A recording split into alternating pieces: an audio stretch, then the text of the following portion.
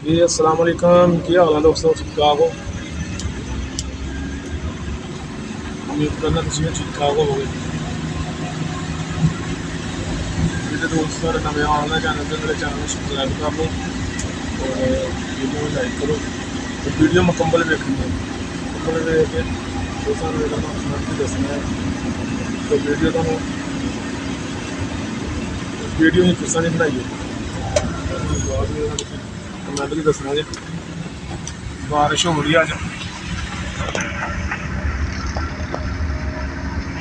जा रहे हैं थोड़ा कि कम बाहर निकले, बारिश हो रही है।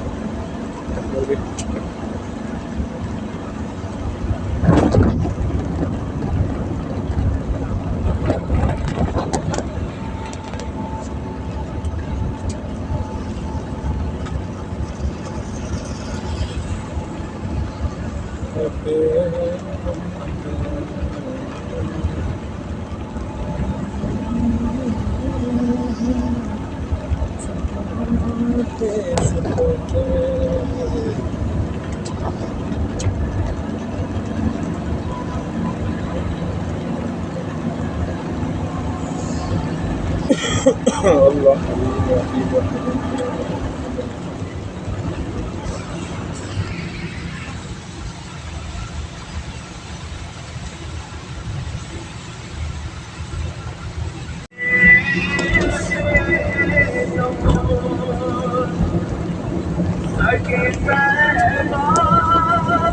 मुझे सब